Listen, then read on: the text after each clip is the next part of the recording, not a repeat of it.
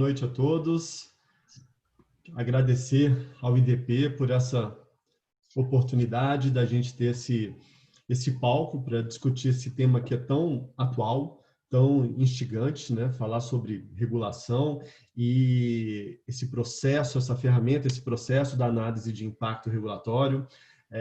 Grande parte da administração pública vai ter que começar a trabalhar com esse processo e tudo é muito novo, então vai ser muito bom ter esse debate aqui para a gente conversar. Eu sei que tem várias pessoas aí das agências reguladoras, várias pessoas interessadas no tema, que querem saber realmente como aplicar isso, então aqui vai ser um espaço para a gente realmente aprender e discutir em conjunto. E eu agradeço muito aqui ao nosso convidado, o professor Flávio Saab, gerente da Anvisa, que vai me ajudar. Eu vou falar um pouco da teoria, o professor Flávio vai trazer isso na prática, como está sendo feito na Anvisa, vai trazer um estudo de caso, então acho que vai ser bastante proveitoso. Fernanda, você quer falar alguma coisa agora ou eu posso seguir? Não, eu quero só agradecer, né, aos dois professores por estarem aqui essa noite com esse tema assim, de muita relevância para a gente, né? Acho que todo mundo achou muito interessante, né? A gente teve muitas inscrições desse evento, justamente por causa do tema e por causa da qualidade também, né, da aula e do ensino de vocês dois. Então, eu agradeço imensamente a participação. Maravilha, obrigado. Então, vamos fazer assim, eu vou falar durante uns 30 minutos, daí eu vou passar a palavra para o professor Flávio e depois a gente abre para o debate. Tá bom, gente? Qualquer coisa, vão anotando as dúvidas aí, que no final a Fernanda vai mediar o debate para a gente está à disposição para tentar esclarecer, para conversar sobre análise de impacto regulatório. Então, vamos lá. Olha só, quando eu começo, né, a tratar da análise de impacto regulatório, a gente tem que ver uma etapa antes, né? Como acontece a regulação, o que é a regulação estatal. E aí a gente tem lá que a nossa ordem econômica no Brasil, ela é fundada na livre iniciativa, isso está lá no artigo 170 da Constituição Federal, né? Então, assim, é um valor muito caro para o Brasil, ter a livre iniciativa, né, fazer a livre iniciativa funcionar. A gente sabe também da teoria econômica, que o primeiro teorema do bem-estar social, ele fala que se você tiver um mercado competitivo, né, você tiver uma concorrência forte ali, o ideal seria uma concorrência perfeita. O primeiro teorema do bem-estar social fala que o livre mercado vai conseguir uma alocação de recursos eficientes. Tá? Então, isso a teoria econômica nos garante. Só que, sem a gente querer mitigar a importância da livre iniciativa, da liberdade econômica, a gente sabe que existem algumas situações que, se ficar para o mercado sozinho resolver aquilo, que não vai dar certo, né? São situações como as falhas de mercado, que você precisa do Estado atuando ali para resolver, porque o mercado sozinho não consegue resolver essas falhas de mercado. Então, isso por si só já legitima uma regulação estatal. Você precisa do Estado regulando a atividade econômica em determinados setores, em determinadas situações, e isso fundamenta, né, o que a gente chama do Estado regulador. E aí vários autores, né, discutem isso. Nas palavras do professor Marçal Justem Filho, o Estado regulador, ele possui algumas características, né? A presença do Estado no domínio econômico privilegia a competência regulatória, né? Tem que existir essa competência regulatória. Essa regulação, ela não tem que ter uma atuação puramente econômica, mas também tem que realizar certos valores de natureza política, de natureza social, né? A regulação estatal, ela institucionaliza vários mecanismos para tentar disciplinar as atividades que precisam de algum tipo de regulação.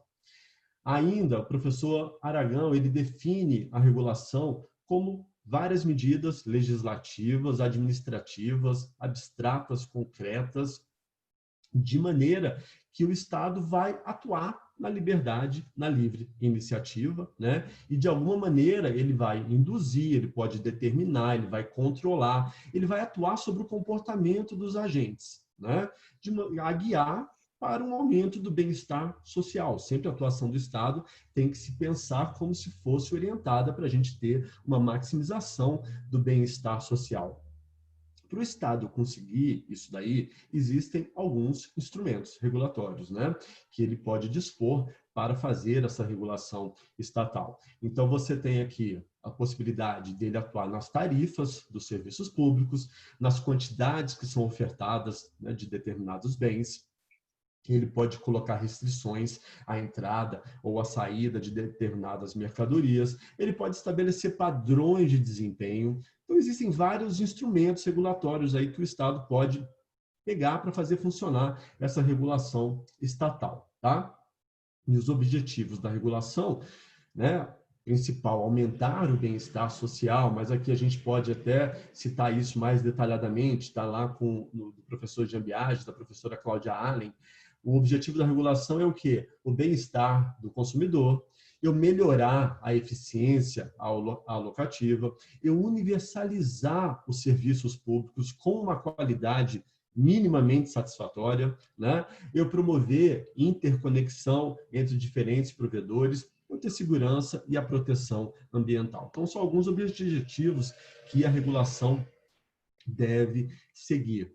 E aí a gente vem sempre a questão, né? E como que esse Estado regulador vai garantir boas normas? Como que eu tenho certeza de que o Estado não vai estar fazendo normas que talvez os custos sociais sejam maiores do que os benefícios sociais?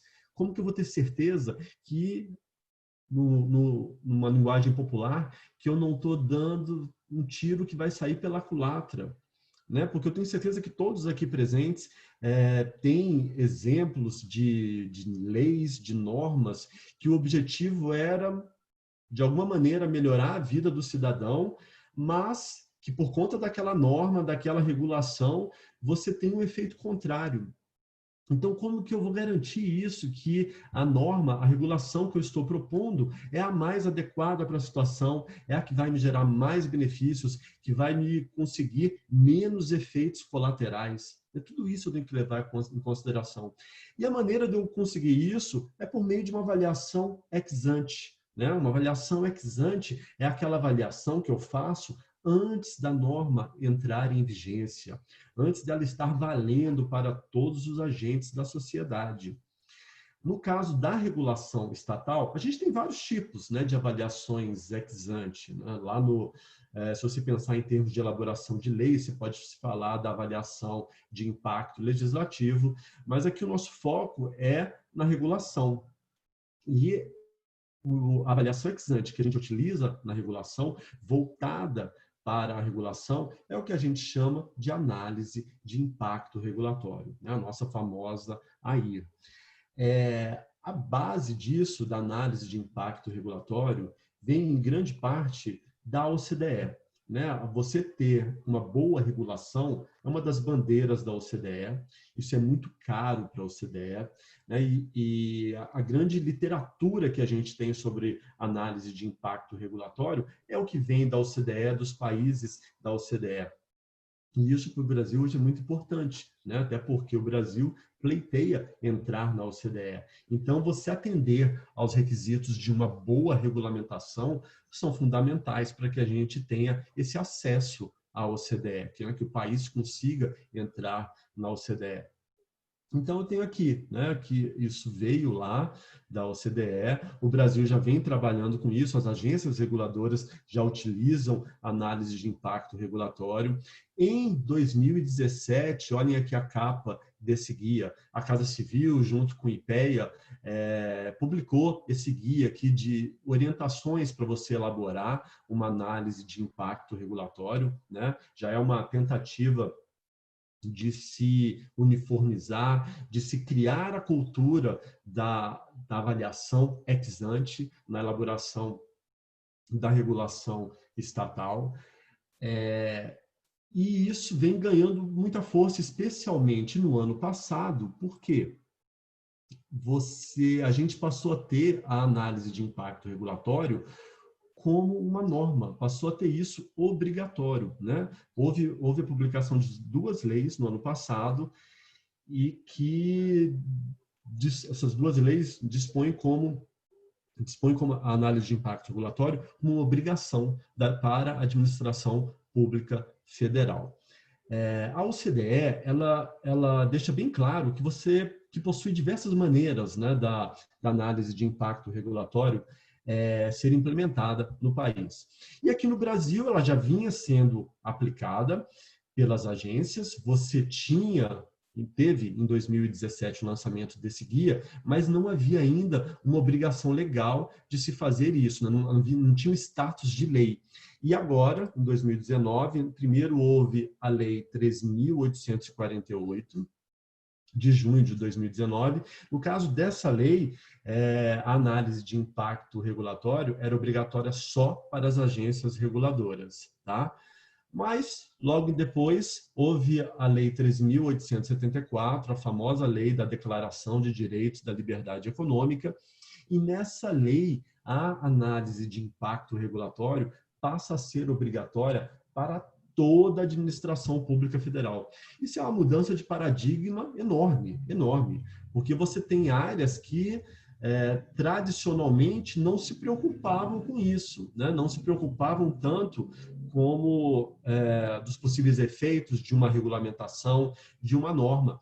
E, por meio da Lei da Declaração de Direitos da Liberdade Econômica, todas as áreas, né? A gente pode ter educação, saúde, defesa do consumidor, enfim, todas as áreas dentro da administração pública federal, se forem fazer algum tipo de regulamentação que tenha alguma intervenção, que gere alguma intervenção no mercado, elas têm que fazer previamente análise de impacto regulatório.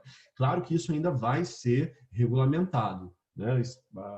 Tem aí rumores de que em breve vai haver um decreto regulamentando essa obrigatoriedade de toda a administração pública federal fazer análise de impacto regulatório. Mas, enfim, isso já está na lei, né? Algo que veio para ficar e que não adianta querer discutir contra isso, né? Os órgãos agora, os servidores públicos, eles têm que aprender como fazer isso, porque é questão de tempo você ter que ter análise de impacto regulatório para qualquer tipo de regulação que for feita.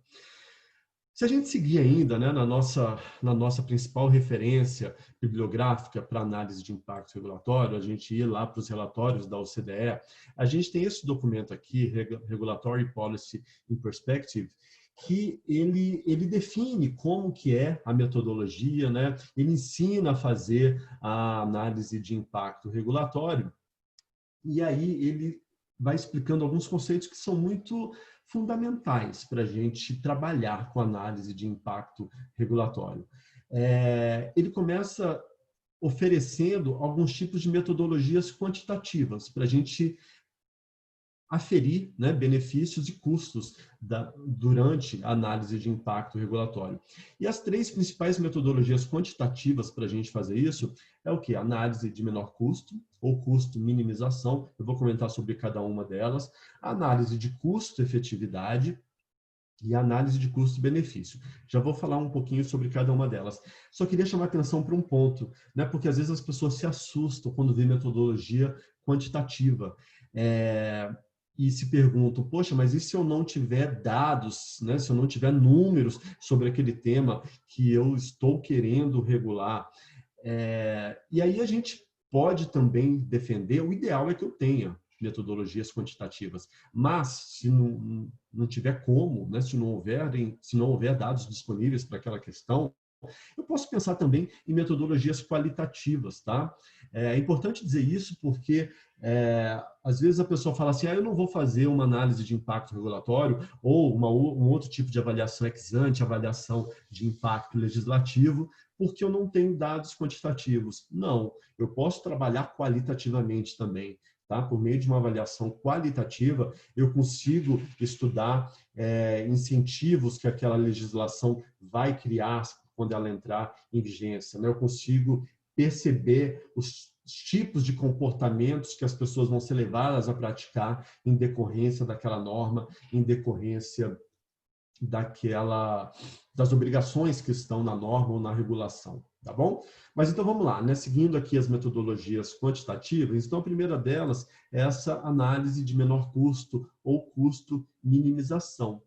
Nesse caso aqui, ela verifica e compara somente os custos para escolher a melhor alternativa. Então, nesse método, ele é mais indicado se eu tenho benefícios fixos, né? E o agente público, ele só tem que decidir como atingir aquele benefício. Por isso, se o benefício é fixo, eu vou focar no menor custo. Já que o benefício vai ser o mesmo, vamos olhar sempre o que gera o menor custo. Na outra metodologia quantitativa, do custo-efetividade, nesse caso, ela é mais indicada quando o resultado ele é alcançado não em termos numéricos, não em termos de valor, mas em termos de...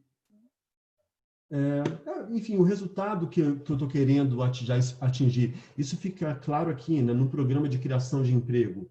Né? Eu não estou preocupado com o valor, não cabe eu verificar o valor do emprego. O que eu tenho que ver são quantos empregos são criados. Por isso que a gente fala custo-efetividade. Efetividade no sentido de que eu preciso de um indicador, né? E esse indicador, no caso desse programa aqui, ele me mostraria a quantidade de postos de trabalho por unidade de custo. Então, aí sim, por unidade monetária, que está me custando aquela quantidade de postos de trabalho. Tá? Então, por isso, custo-efetividade. Eu estou querendo ver uma variável de interesse que eu não mensuro em termos financeiros, né? Eu mensuro apenas em número, em quantidade daquele resultado esperado. Então, quando é esse tipo de programa, análise de custo-efetividade é bastante útil. Tá?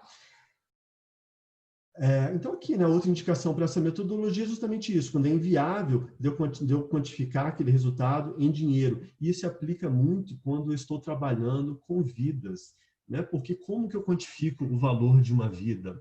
Né? Agora, com a pandemia, a gente está falando muito de salvar vidas. Tem como eu quantificar uma vida financeiramente, em termos monetários? Não. Né? Isso aí, até existem alguns estudos que tentam fazer isso, mas, enfim, é algo complicado de se fazer. Então, nesse caso, eu não vou trabalhar, não vou medir isso em termos monetários. Eu vou trabalhar em números de vidas salvas, por exemplo. Tá? Seria uma boa aplicação da análise de custo-efetividade. A outra metodologia quantitativa, análise de custo-benefício. Nessa, sim, eu consigo avaliar monetariamente tanto o lado do benefício quanto o lado do custo. E aí eu consigo ver qual a melhor razão, tá? Onde que eu vou ter mais benefícios, né? E menos custos.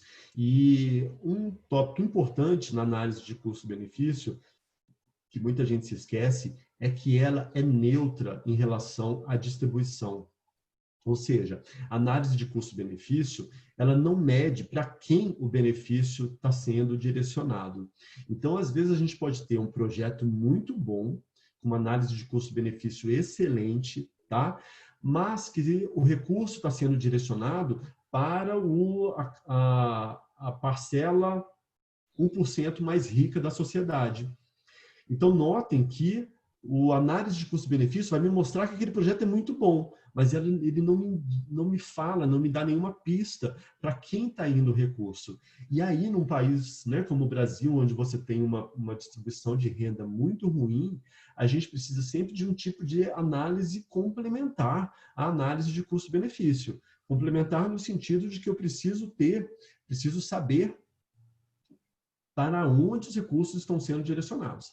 Para ter certeza que aquele programa, apesar de ter uma análise excelente custo-benefício, não está concentrando mais a renda. Né? Eu preciso direcionar os escassos recursos do Estado para quem mais precisa, né? Obviamente. Tá? Bom, então, o processo de análise de impacto regulatório, ele vem ajudar a eu ter, né, essas normas mais bem desenhadas, né, para que eu tenha normas mais adequadas, para que eu não tenha tiros que vão sair pela culatra. E ele ainda tem uma grande vantagem, que ele promove uma legitimidade social.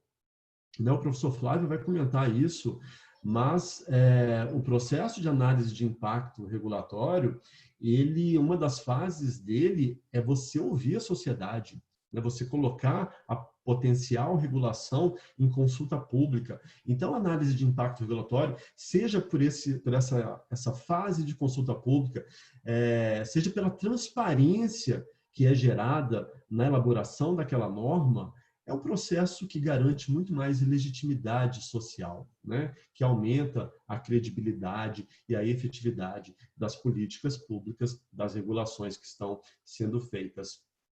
Outro ponto interessante é que a análise de impacto regulatório, ela tem que respeitar o princípio da proporcionalidade. Claro, eu não vou sair o processo de análise de impacto regulatório pode ser extremamente complexo, pode ser custoso. Então, eu não vou sair fazendo análise de impacto regulatório para normas que são relativamente simples ou que eu não precisaria de um estudo grande. Ou ainda, eu posso fazer até uma análise de impacto regulatório, mas bem menor se aquela regulação for uma regulação menor, né? Então, isso que é o princípio da proporcionalidade. Eu tenho que, na maneira até de utilizar melhor os meus recursos, pensar na análise de impacto regulatório, se for uma regulação muito complexa, aí pode ser, deve ser mais complexo. Se for uma coisa simples, tem que ser uma análise mais rápida também. Tá? Isso eu estou falando da análise de impacto regulatório, mas isso se aplica também totalmente à avaliação de impacto legislativo. Eu tenho leis que estão, projetos de lei, proposições legislativas que são extremamente complexas. Aí, se eu vou fazer uma avaliação de impacto legislativo de algo extremamente complexo, eu vou me debruçar, vou gastar tempo, vou montar equipes interdisciplinares para analisar aquilo. Mas, às vezes, é uma lei extremamente simples, né? Extremamente focada, um único dispositivo, e aí eu não preciso de uma avaliação de impacto legislativo gigantesca ou muito custosa para chegar para aferir se aquela potencial legislação vai ser boa ou não. Bom, o que tem que ter, então, né, nessa análise de impacto regulatório? E aí a gente já vai para o guia da Casa Civil, né, aquele que eu mostrei a foto, alguns slides atrás, que é o quê? Esse Diretrizes Gerais e Guia Orientativo para a elaboração da análise de impacto regulatório, né, que foi publicado pelo governo federal em 2017. E ali ele coloca quais seriam as etapas básicas, as etapas essenciais de... Alguém falou? Não. Quais seriam as etapas essenciais para eu elaborar uma análise de impacto regulatório? Só lembrando também que esse guia, ele é orientativo, tá, gente? Ele não vinculou nenhum órgão da administração pública federal. Essa vinculação, quando acontecer, vai acontecer pela regulamentação da Declaração dos Direitos Econômicos, né? que estipulou como obrigatória a análise de impacto regulatório para toda a administração pública federal. Mas olha aqui então, quais seriam essas etapas essenciais? Né? Aqui o sumário executivo, tudo bem, né? Um resumo de tudo, mas começaria com a identificação do problema regulatório que eu pretendo solucionar, eu, Estado, pretendo solucionar. E isso é importantíssimo, né? Parece óbvio eu saber qual é o problema que eu quero solucionar, mas a gente vê diversas atuações estatais, diversas interferências do Estado que a gente não consegue perceber qual o problema da sociedade que está querendo resolver com aquilo. E aí já começa uma dificuldade, porque se eu estou fazendo uma interferência estatal, tem que lembrar que a regulação ou uma lei é uma interferência do Estado na sociedade. O ideal é que haja uma interferência à medida que a sociedade demande aquela interferência, né? Que a sociedade precise de uma intervenção. Então é fundamental eu identificar esse problema muito bem, saber o que eu estou querendo resolver, tá? De novo, parece óbvio, mas às vezes não é. A gente vê várias regulações aí que você não tem certeza de qual problema que está querendo ser resolvido. Feita essa identificação, eu passo para a identificação de todos os atores, né? Todos os agentes econômicos envolvidos naquilo, todos os grupos afetados pelo problema regulatório. É fundamental isso, porque para eu saber onde vão recair, em quem vai recair as obrigações que eu estou criando com aquela norma, né? Depois, eu vou estudar todo o arcabouço jurídico envolvido, né? Identificação da base legal que ampara aquela ação. Tem que tomar cuidado para que a ação que eu estou propondo não seja, por exemplo, inconstitucional, no limite inconstitucional. Então, eu preciso fazer essa verificação do arcabouço jurídico. Depois, definir os objetivos que eu pretendo alcançar. E aí, de novo, parece óbvio, mas às vezes a gente vê objetivos que não estão relacionados com o problema regulatório que eu estou querendo atacar. E aí é meio caminho para você ter uma regulação que não vai funcionar, né? Quando os objetivos estão descasados do problema regulatório que eu estou pretendendo resolver, tá? Seguindo ainda nas etapas essenciais que está lá no guia orientativo, o próximo é o que? A descrição das possíveis alternativas para enfrentar aquele problema. Isso é importante porque se eu penso várias alternativas, se eu levanto várias opções para resolver aquele problema, eu consigo escolher a melhor. É muito ruim quando eu tenho um problema e eu venho só com uma única solução, como se fosse a melhor do mundo, né? Aquela solução iluminada. Se eu faço isso, eu corro o risco de deixar potenciais boas soluções de fora. Então, assim, vamos pensar em várias alternativas para resolver aquele problema. E uma das alternativas é a de não ação. Né? Será que eu não fazer nada não é a melhor opção? Tem que se considerar isso também. Às vezes eu não intervir, o Estado não intervir, o Estado não fazer nada, pode ser a melhor opção, dependendo da situação. Depois de levantar todas as alternativas, inclusive a opção de não ação, eu vou aí estudar todos os impactos para todas essas alternativas, para todas essas opções, né? Porque depois que eu levanto os impactos para todas elas, aí eu consigo comparar as alternativas todas, né? Por meio daqueles métodos quantitativos, aquelas metodologias quantitativas, ou se eu não conseguir fazer quantitativamente, que eu pelo menos faça essa avaliação de impacto qualitativa, e aí eu consigo escolher a melhor. Escolhendo a melhor, eu consigo pensar numa estratégia para implementar aquela alternativa, né? E aí entra monitoramento, como vai ser a fiscalização, tudo que eu vou precisar revogar, como que eu vou ter que escrever aquela legislação, tudo isso aí entra na estratégia de como implementar a alternativa que eu julguei ser a melhor, tá? No final, considerações referentes às manifestações recebidas no processo de participação social. Porque depois que eu escolhi a melhor, que eu pensei numa estratégia para implementar, eu vou ouvir a sociedade, né? Começa esse processo de participação social. Todos os agentes envolvidos, os atores envolvidos nessa potencial regulação, têm que poder se manifestar, tem que poder dar a sua opinião. E esse feedback que você tem dos atores envolvidos é muito importante, né? Porque às vezes eles vão trazer alguma questão que eu, Estado, não tinha atinado para aquilo. Então é muito importante isso no final, né? E isso garante muito mais legitimidade a todo o processo. Bom, só lembrando aqui, né, o guia ele não é vinculante ainda, mas é extremamente, ele oferece um apoio muito grande em como elaborar aí. Ele é recomendável, né, que todas as áreas da administração pública, cada órgão da administração pública tem o seu tema, tem o seu assunto, a maneira como trata aquilo. Então, sempre que você vai precisar de ajustes, né, para aquele setor que você está trabalhando. E aqui eu cito só como exemplo para a gente, a própria OCDE faz isso, tem manual para diversas áreas, como eu fazia análise de impacto regulatório em diversas áreas de atuação do Estado, e tem essa daqui, para vocês terem ideia, né, como que a OCDE trabalha isso, inclusive em áreas que às vezes as pessoas nem pensam que pode ter uma análise de impacto regulatório, como a área de defesa do consumidor. Existe todo um guia para se trabalhar as intervenções na área de defesa do consumidor também, no caso da OCDE. E daí, traduzindo desse manual deles, a OCDE ela ajusta todos os passos da análise de impacto regulatório para a defesa do consumidor. Né? Daí ela coloca lá o primeiro passo, definir o problema do consumidor. O Estado vai intervir para ajudar o consumidor.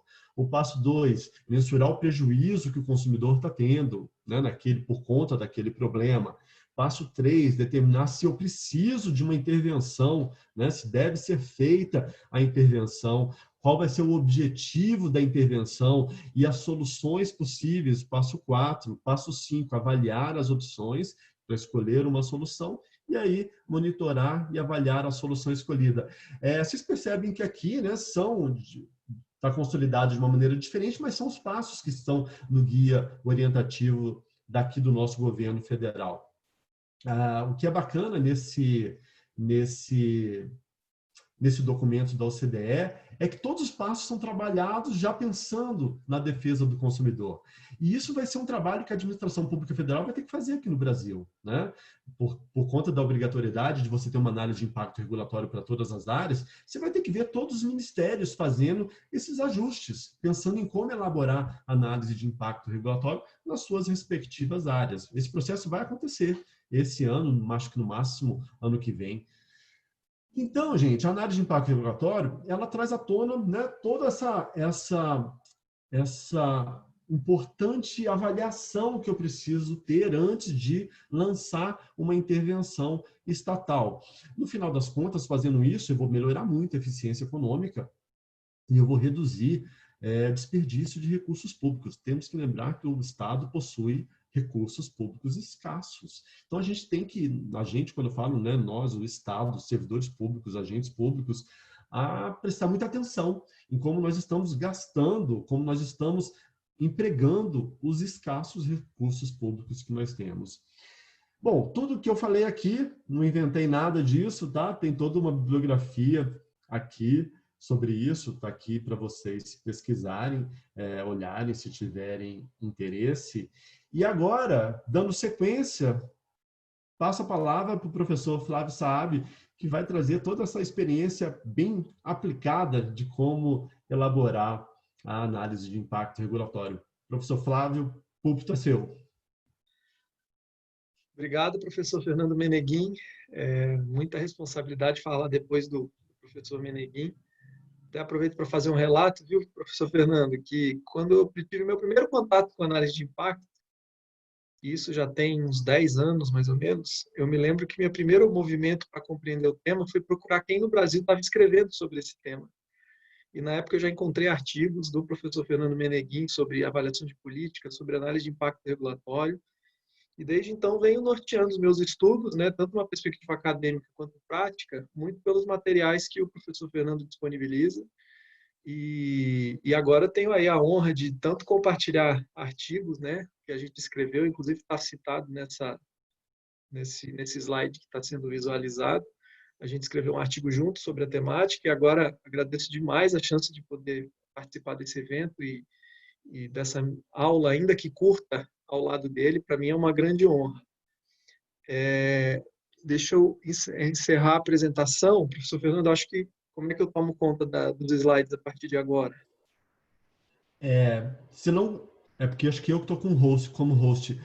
Fernanda, Emily, vocês conseguem colocar como host o professor Flávio? Sim, só um minutinho. Tá, legal. Por favor.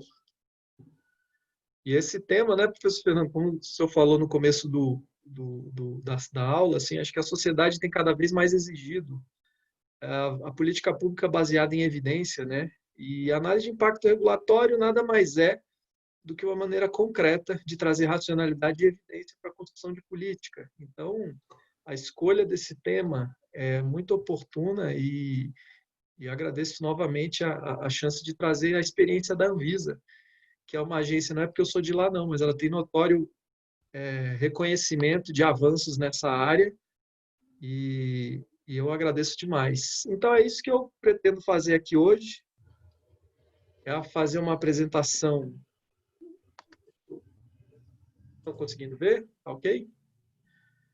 Bom, então a minha ideia aqui hoje é falar um pouco da AIR na perspectiva de um case. E esse case é o da Agência Nacional de Vigilância Sanitária, como eu disse, não é porque eu sou da Anvisa, não, isso já tem muito tempo que a Anvisa é reconhecida como uma agência que conseguiu promover muitos avanços nessa área de AIR. Obviamente, não é a única agência que avançou, pelo contrário, a maioria das agências federais hoje se ajudam. Nesse evento hoje, inclusive, a última lista que eu vi, tínhamos 8 colegas, tínhamos 8 das 11 agências federais representadas aqui nessa aula, e muitos dos colegas são especialistas em várias temáticas dentro da AIR. E a minha ideia é apresentar um pouco dessa experiência que a Anvisa tem na temática da análise de impacto. A primeira pergunta que vem à tona é por que uma agência como a Anvisa precisa fazer análise de impacto regulatório? E aí é fundamental contextualizar a Anvisa dentro da sua relevância na economia brasileira.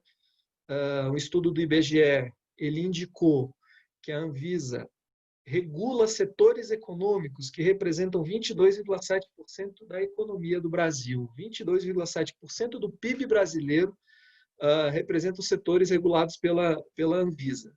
Numa conta simples, isso significa que a Anvisa regula setores que representam mais de R$1 trilhão por ano. Então, a regulação que a Anvisa faz precisa ser precisa, ela precisa ser efetiva e precisa acertar a medida da regulação que a agência faz. Além disso, a Anvisa regula produtos e serviços que 100% da população brasileira consome. Não existe um cidadão no Brasil, da classe social que for, que ele não consuma um produto regulado pela Anvisa. A Anvisa regula setores, eu trouxe aqui alguns exemplos, a ideia não é trazer toda a atuação da agência, é só para dar uma noção desse primeiro slide, que mostra a representatividade da ação da Anvisa na economia do país. Mas a Anvisa regula setores como medicamentos, tabaco, cosméticos, alimentos. A Anvisa regula também saneantes, agrotóxicos. A agência regula equipamentos, estabelecimentos e serviços de saúde, além de que a Anvisa regula portos, aeroportos e fronteiras do Brasil. Como eu disse, essa lista não é exaustiva, mas ela dá uma noção do caráter multidisciplinar e de bastante relevância para a economia brasileira, que é regulado pela agência. E como que a Anvisa tem feito? Nesses 20 anos de existência, a Anvisa já criou 1.500 regulações para enfrentamento de problemas que ocorrem em todas as suas esferas de atuação. Ao longo desse tempo, a Anvisa já fez alguns tratamentos do seu estoque regulatório, no sentido de promover simplificações e redução desse estoque. Atualmente, a Anvisa tem em torno de 800 regulações ainda vigentes, em comparação com essas 1.500 que foram geradas ao longo desses 20 anos. E a Anvisa reconhece que, cada vez mais, ela precisa aperfeiçoar o seu processo de elaborar regras, elaborar regulações. E a última visita que a Anvisa fez ao seu modelo regulatório, a agência reconheceu que regulação se faz em 3 momentos, em 3 grandes momentos, eu posso dizer assim. O primeiro deles é de planejamento regulatório, que é quando a Anvisa se aproxima da sociedade e discute uma agenda regulatória. São aqueles temas sobre os quais a agência se compromete a fazer algum tratamento ou alguma aproximação ou algum estudo para que se identifique a necessidade de regular. O segundo grande momento é o da construção da intervenção regulatória. Nesse segundo grande momento, a Anvisa define alguns temas e, de fato, aprofunda os estudos sobre a necessidade de intervir sobre aqueles temas ou aqueles problemas públicos. E o terceiro momento, que é esse em roxinho, é o da gestão do estoque, monitoramento e ARR. Esse terceiro momento, ele é relacionado ao seguinte: existem algumas regras da Anvisa que já estão sendo obedecidas pela sociedade. A Anvisa precisa estar atenta ao fato de que se aqueles regulamentos estão atingindo os objetivos propostos ou não. Nesse encontro de hoje, a gente vai conversar sobre um pequeno momento desse ciclo regulatório que se chama análise de impacto regulatório. Ele é pequeno nesse diagrama, mas ele é muito potente em termos de robustez. a escolha que a Anvisa fez nessa nova modelagem para elaborar a regulação, a Anvisa deu forte protagonismo à análise de impacto. A análise de impacto regulatório, ela se tornou o fio condutor para todas as reflexões e todos os conhecimentos, dados e informações que são necessários para uma boa tomada de decisão. Então, a gente vai conversar sobre a IR na Anvisa, e a primeira perguntinha que vem à cabeça é, tá bom, mas e dentro da Anvisa, como que a IR é percebida? O que é a IR para essa organização? Eu pego emprestado a frase de um diretor da OCDE, e que ele coloca o seguinte: a IR é a ruptura com a ideia de que basta um advogado, um bom técnico e um notebook para elaborar uma regulação. Então, essa frase ela é de fundamental compreensão para se entender o desafio de promover a IR dentro da Anvisa. A Anvisa vive um contexto de a todo tempo precisa revisitar uma frase como essa e lembrar que regulação não é um documento de Word que você abre em branco e começa a digitar dispositivos que precisam ser cumpridos. A IR é a ruptura com essa ideia. Então, como que a Anvisa internalizou a sua percepção de análise de impacto? Primeiro, a Anvisa deu bastante potência à compreensão da IR como processo sistemático de análise baseado em evidências que busca avaliar, a partir da definição de um problema regulatório, os possíveis impactos das opções de ação disponíveis para o alcance dos objetivos pretendidos. Essa descrição, esse conceito de AIR vai muito ao encontro do que o professor Fernando falou na sua apresentação, e ele ilustra bastante essa compreensão da agência da AIR como um processo. E um processo, tal como o professor Fernando já ilustrou também, que pode ser representado por esse diagrama. A IR se inicia com uma boa compreensão e definição do problema regulatório. Em seguida, quando eu já conheço bem o problema, é o momento de se identificar quais opções regulatórias podem ser capazes de enfrentar esse problema. E, no terceiro momento, lançar mão de métodos para que se faça a devida comparação entre essas opções. O diagrama mostra também que existem duas etapas que ocorrem ao longo das outras três. A primeira delas, a consulta aos agentes afetados e interessados, também conhecida como participação social. Então, a Anvisa reconhece que, em todas essas três etapas, é fundamental que a Anvisa dê as mãos com a sociedade para compreender o problema, para identificar opções e para compará-las com o apoio dos agentes interessados e afetados naquela regulação. De mesmo modo, as três etapas acontecem com contínuo levantamento de evidências. O levantamento de evidências também perpassa as três etapas da IR e é um elemento fundamental dentro da análise de impacto.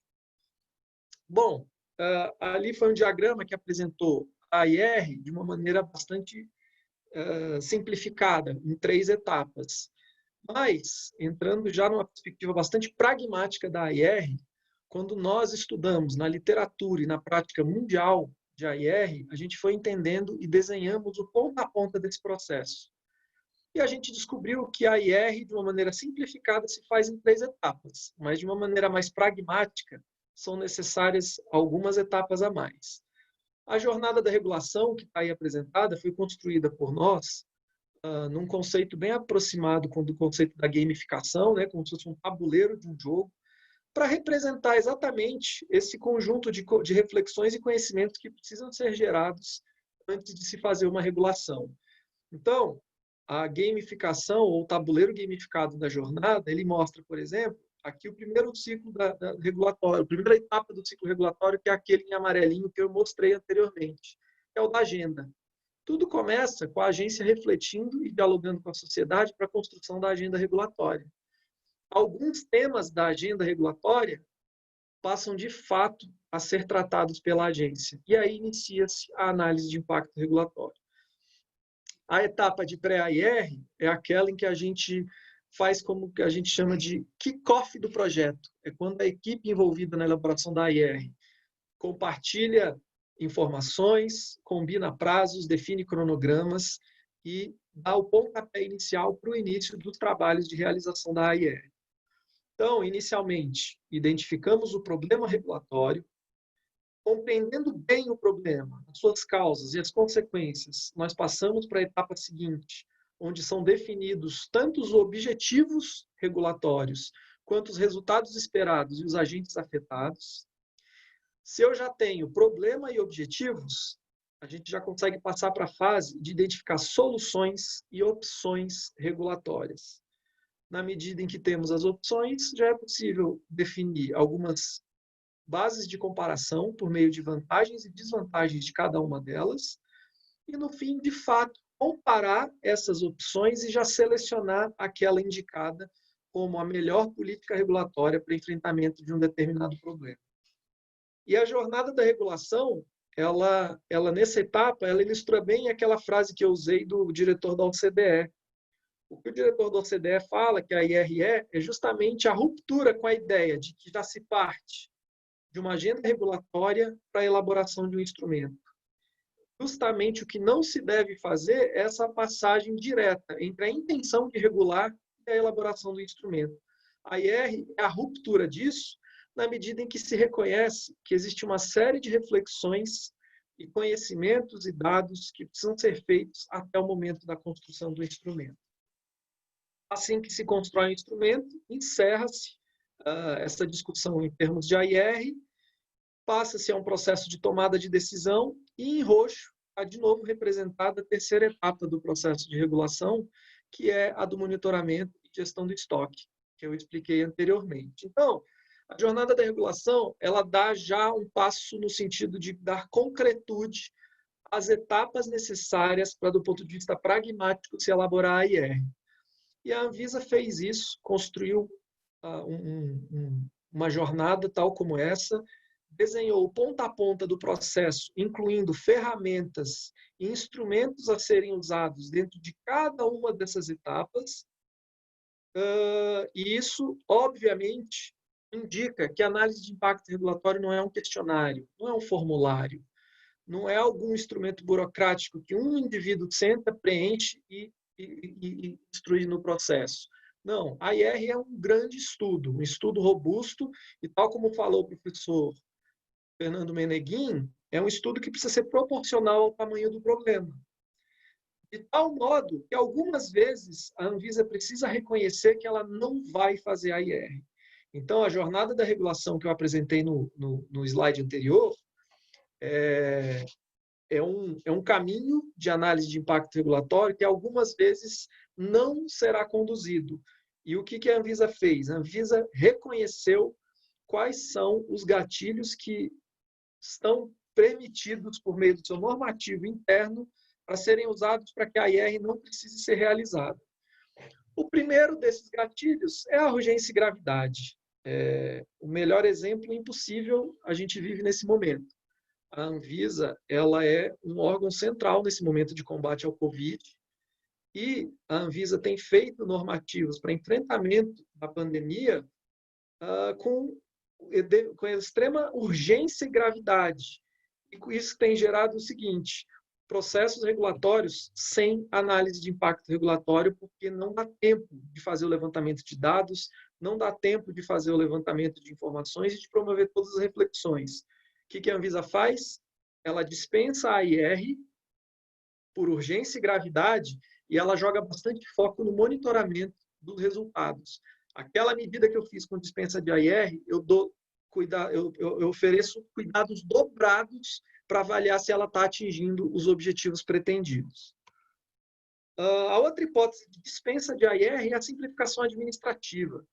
É muito comum a Anvisa aperfeiçoar o seu aparato regulatório de modo em que ela mantenha a proteção da saúde dos brasileiros, mas fazendo isso de uma maneira simplificada. Quando a Anvisa simplesmente promove uma simplificação da sua regulação sem mudar o mérito, a Anvisa utiliza o gatilho de não fazer a IR. Por fim, o último gatilho para não fazer a IR é o do notório baixo impacto. Por mais robusta que seja a participação da Anvisa e da sua regulação na economia brasileira e na vida dos brasileiros, a Anvisa também faz regulamentos muito simples. E quando a Anvisa faz regulamentos muito simples, com notório baixo impacto não é necessário fazer a IR, exatamente pelo princípio da proporcionalidade que o professor Fernando Meneguin comentou. É tão simples que não vale o esforço de se estudar aquele problema na perspectiva da AIR. Então, nós temos essas 3 perspectivas de gatilho para não fazer a IR. Em todos os outros casos, a Anvisa faz a IR. Mas como que a Anvisa faz a IR? Primeiro que a Anvisa disponibilizou para a sociedade o resultado de um esforço imenso que foi trazer design thinking para a realidade da construção da AIR. Esse QR Code que está apresentado no slide, ele dá acesso a esse kit de ferramentas. Esse kit de ferramentas, ele mostra qual o método que a Anvisa usa e quais ferramentas que a Anvisa usa em cada etapa do processo de construção da AIR. Lá na jornada de regulação, cada etapa tem os seus instrumentos. E, de maneira geral, o que a Anvisa faz? A Anvisa utiliza ferramentas que promovam empatia. Empatia no sentido de que a Anvisa, enquanto regulador, se coloca no lugar de todos os usuários da sua regulação, se coloca no lugar dos agentes afetados para a sua regulação, para que a regulação seja construída num ponto de vista múltiplo, do ponto de vista do usuário, do ponto de vista do setor regulado, do ponto de vista de outros órgãos de governo, do ponto de vista do próprio regulador. Então, esse kit de ferramentas, ele indica essa construção feita pela Anvisa e que se tornou pública a partir do segundo semestre do ano passado e está disponível para vocês. Além disso, a Anvisa construiu esse kit com o objetivo de permitir e viabilizar a condução da AIR por meio de oficinas. Então, a Anvisa realiza oficinas junto às áreas finalísticas para que as regulações e análise de impacto regulatório sejam promovidas com ampla participação do público especialista naquela temática. Essa é uma das fotos de uma das oficinas de análise de problemas. Então, o que a gente tem? A gente tem um momento em que a gente coloca numa sala, e agora, no momento pandêmico, a gente já tem feito isso em ambientes virtuais, especialistas numa temática, especialistas com ponto de vista múltiplo e que representam visões múltiplas da sociedade sobre esse problema. E nesse momento que a gente avalia o problema regulatório, a gente precisa compreender que o problema é o aspecto mais importante da AIR. Existem alguns estudos internacionais que indicam que a maioria das regulações que não atingem seus objetivos, isso ocorre em razão de uma má compreensão do problema regulatório. Então, não se pode negligenciar essa etapa, e nessa etapa, a Anvisa se debruça sobre alguns aspectos para compreender bem o problema. O primeiro deles é o contexto. É fundamental entender o contexto ao redor daquele problema. Onde ele se insere, em que momento do tempo ele se insere, para que seja possível fazer uma clara descrição desse problema, identificando causas e consequências e, fundamentalmente, levantando evidências sobre o problema. O professor Fernando falou muito sobre isso. É fundamental que hajam evidências de que o problema de fato existe e que não é uma percepção momentânea e circunstancial. O problema, a regulação só vai atingir os seus objetivos se ela enfrentar uma necessidade real, não uma necessidade hipotética. Nesse momento de avaliação do problema, a gente também identifica e consulta os atores afetados, de novo a participação social protagonizando para que a gente conheça quem são os atores afetados e os traga para fazer regulação junto com a gente para o processo. E, por fim, se eu já conheço o problema, é uma etapa quase que natural definir bem os objetivos e os resultados que eu espero com aquele enfrentamento. Em seguida, quando eu já conheço o problema, já conheço causas, já conheço consequências, já tenho objetivos bem delimitados, é hora de identificar opções regulatórias. É a hora de procurar caminhos, mecanismos e soluções para que se resolvam problemas públicos. Eu gosto muito dessa foto, desse slide, porque ela dá bastante a nuance da importância da participação social na busca por soluções, né? O agente afetado, que é aquele agente que está sofrendo as consequências do problema, ele tem muito potencial para nos ajudar a achar soluções. E essa foto ilustra bastante isso. Então, nesse momento das opções regulatórias, o que a gente faz? A gente pensa no maior número possível de soluções. Não podemos deixar de fazer, nesse momento, benchmarking internacional. Então, outros países podem estar enfrentando problemas semelhantes. Que soluções que esses outros países pensaram? Não podemos negligenciar essa etapa. Outro ponto é a importância de se pensar opções normativas e não normativas, como bem comentou o professor Fernando. Muitas vezes, o melhor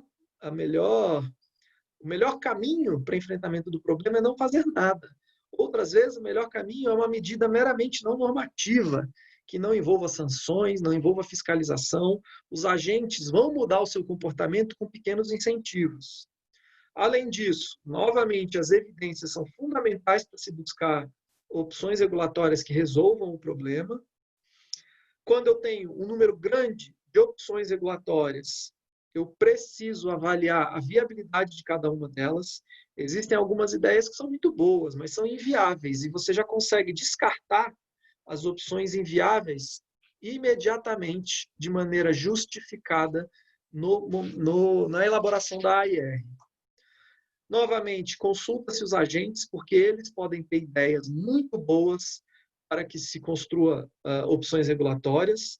E, por fim, das opções restantes, faz-se um detalhamento para que crie condições de comparação dessas opções. Se eu já tenho um problema bem definido, já identifiquei bem as opções regulatórias, é hora de compará-las. E aí, nesse momento, o relatório de AIR e a AIR joga a luz sobre a melhor opção regulatória sugerida ao tomador de decisão. E qual que é o racional envolvido na comparação de opções? Primeiro, define-se e estuda-se e levanta-se dados e informações sobre os impactos mais relevantes de cada uma das opções. É sugerido que esses impactos sejam avaliados do ponto de vista econômico, social, ambiental, entre outros. Nesse momento, de novo, são consultados os atores afetados para que eles ajudem nessa comparação de opções, que nada mais é do que uma comparação de vantagens e desvantagens de cada uma das opções. Pode ser feita uma análise de custo-benefício, como tanto falou o professor Fernando, pode ser feita uma análise de custo-efetividade, de custo-minimização, ou pode ser feita uma avaliação qualitativa, como o professor bem falou. O importante é que haja um método de comparação. Aqui é sempre bom os órgãos reguladores que fazem regulação lembrarem que o que não pode é ter ausência de método. A ausência de método é o que não pode ter. Então, uma boa AIR faz comparação de opções utilizando-se um método reconhecido, robusto e que forneça para a sociedade o racional que foi usado na comparação. Bom, então, depois que foi percorrida a jornada, já se identificou problemas, objetivos, soluções, já comparou as opções e já há uma sugestão de decisão ao tomador de decisão. O que a Anvisa faz? A Anvisa registra todo esse conhecimento em um relatório de AIR. Esse slide mostra o template de relatório que a Anvisa usa. Esse QR Code, ele dá acesso aos relatórios de AIR que a Anvisa já fez até hoje. E essa parte final da apresentação é para a gente conversar um pouquinho sobre um desses relatórios, que é o case da rotulagem nutricional de alimentos. A gente vai falar um pouquinho e conhecer um pouco uma experiência prática que a Anvisa viveu. Aliás, uma experiência muito bem sucedida. Eu não podia deixar de dedicar um slide para parabenizar a equipe responsável pela elaboração dessa AIR no âmbito da Anvisa. Cito e parabenizo em nome da sua gerente geral, que é a Thalita Antoni. Então, essa equipe se dedicou muitos e muitos meses e muitos esforços para escrever o que eu não tenho nenhum receio de dizer, um dos melhores AIRs que já foram feitos no Brasil. Não é o único bom, está longe de ser isso. A própria Anvisa tem outros relatórios muito bons, outros órgãos da administração, outras agências também têm relatórios muito bons, mas eu não erro se eu disser que esse é uma das melhores análises que já foram feitas no Brasil. E aí, o que a gente vai fazer agora nesses slides finais é conversar um pouco sobre como foi essa experiência. Primeiro, que ela é uma experiência muito exitosa na perspectiva da participação social. O professor Fernando usou muito bem o termo legitimidade social. Esse foi um processo que teve profunda legitimidade junto à sociedade. Quando eu falo legitimidade, eu não quero dizer que teve consenso, não, porque é um tema que gerou bastante movimentos por parte da sociedade, houve resistência, houve apoio, houve bastante clamor, mas houve legitimidade, porque lançou-se mão de uma série de instrumentos de participação social. Ao longo da construção desse processo, que pode ser dito que durou entre 2014 e 2020, então eu estou falando de 6 anos de discussão, desde uma primeira discussão preliminar até o momento mais recente, quando a posição da Anvisa já vai amadurecendo a respeito da tomada de decisão, a agência fez grupo de trabalho, a agência fez painel técnico, a Anvisa fez tomada pública de subsídio. Sobre a tomada pública de subsídio, é importante destacar que foi um momento participativo histórico para a Anvisa. Nesse momento de tomada pública de subsídio, a Anvisa envolveu a sociedade para discutir um pouco alguns elementos que a análise de impacto regulatório indicaram por meio de um relatório. E houve quase 4.000 participantes e quase 34.000 contribuições da sociedade. Então, você vê uma sociedade sendo envolvida e atuante no processo de regulação. Além disso, a Anvisa fez diálogos setoriais, a Anvisa fez vários momentos participativos em canais institucionais mais convencionais, como reuniões, encontros menores no auditório. A Anvisa pegou essa temática e levou para fóruns internacionais para ouvir a opinião de outros países. Então, a Anvisa levou esse tema para fóruns regionais, levou esse tema para fóruns mundiais e globais. E, além disso, quando a ideia já estava bastante amadurecida, a Anvisa já levou uma intenção de ação para consulta pública recentemente, no final do ano passado, começo desse ano. Então, esse slide é para mostrar um pouco da importância da participação social ao longo de todo o processo. Tudo se iniciou no final de 2014 com grupos de trabalho que já começavam a refletir e trocar opiniões sobre o processo de regulação, até um momento futuro, quando já há um amadurecimento da discussão, já há uma minuta de intenção de ação por parte da agência e que a agência novamente chama a sociedade para discutir no âmbito de uma consulta pública. O relatório mostra que a Anvisa trabalhou com bastante maturidade esse trabalho, esse processo de AIR. Primeiro, que o contexto em que essa AIR se deu foi muito favorável. O Brasil foi um dos primeiros países a adotar rotulagem nutricional obrigatória. Eu coloquei essa fotinha aqui para que quem não seja da área de alimentos, ou mesmo da área de vigilância sanitária, compreenda como cidadão do que a gente está falando. Então, o Brasil foi um dos primeiros países a adotar rotulagem nutricional obrigatória, tal como indicado nesse slide. Essa medida, ela ofereceu muitos ganhos para a sociedade. A sociedade passou a utilizar esse tipo de rotulagem para a tomada de decisão consciente sobre a sua alimentação. Mas a Anvisa, enquanto fazia suas ações de monitoramento da efetividade dessa norma, descobriu que havia algumas inconsistências e limitações práticas que precisavam ser sanadas. Por isso, um novo processo regulatório, para você visitar novamente essa temática e rediscutir o aparato regulatório sobre ela. É interessante que o relatório mostra muito isso. No final, no último slide, eu vou sugerir que vocês tenham acesso ao relatório para conhecer o seu inteiro teor. Mas as evidências, tanto internacionais quanto pesquisas conduzidas no Brasil, mostravam que uma parte significativa das pessoas simplesmente tinham dificuldade de compreender a informação da rotulagem nutricional. As pessoas tinham acesso, conseguiam ler, mas não compreendiam. E essas evidências, que foram muito bem fundamentadas no relatório, elas permitiram a compreensão do problema, tal como descrito aqui. Então, o problema principal a ser enfrentado pela Anvisa nesse processo regulatório é a dificuldade de compreensão da rotulagem nutricional pelos consumidores brasileiros. Esse foi o desenho do problema principal. E a Anvisa foi além. A Anvisa investigou a fundo as causas que geravam esse problema, a dificuldade de compreensão da rotulagem nutricional. E algumas questões foram evidenciadas e estão todas motivadas, citadas e referenciadas no relatório. A primeira delas foi a dificuldade de visualização e leitura da tabela nutricional. Essa causa ela está muito ligada a tamanho, forma e cor da tabela nutricional. Algumas pessoas simplesmente não usavam por dificuldade de leitura e visualização. A segunda causa é que a tabela nutricional exigia conhecimento e tempo para sua compreensão.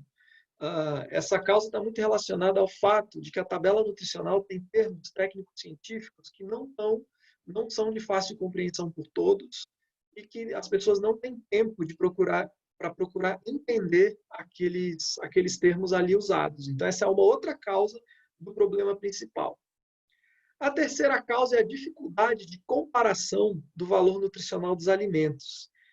Com esse, eu acho que todo mundo que já usou a tabela nutricional já se deparou com a dificuldade de comparar.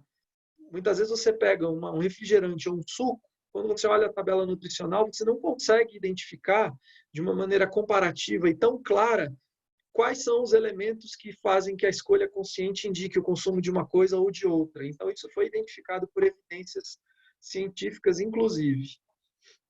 O outro ponto é que a embalagem de alimentos estava gerando algumas confusões, especialmente porque eu tinha uma tabela nutricional indicando alguns componentes e eu tinha frases na frente da embalagem, na parte frontal, indicando outros componentes. E aí você não sabe muito bem tomar a decisão e fica, enquanto consumidor, confuso naquela escolha que deveria ser racional e consciente. A outra causa que foi identificada, ela é uma causa bem raiz, né, que é o baixo nível de educação alimentar e nutricional. De fato, um dos motivos que faz com que o brasileiro não consiga compreender uma embalagem ou uma tabela nutricional é o baixo nível educacional da população, inclusive em termos de conhecimento sobre alimentação e nutrição. Então, a Anvisa motivou, fundamentou e procurou evidências para compreender e investigar cada uma dessas causas do problema. E a Anvisa fez o mesmo com as consequências. A Anvisa investigou a fundo quais as consequências que esse problema gera para a sociedade. A primeira grande consequência é que os consumidores acabam não compreendendo e não utilizando a rotulagem nutricional adequadamente. Então, os consumidores fazem escolhas que podem ser contrárias às recomendações nutricionais vigentes. Se ele não consegue compreender, ele faz escolhas que podem ser contrárias às recomendações ideais. E, por fim, perde-se a efetividade da rotulagem nutricional como instrumento de saúde pública.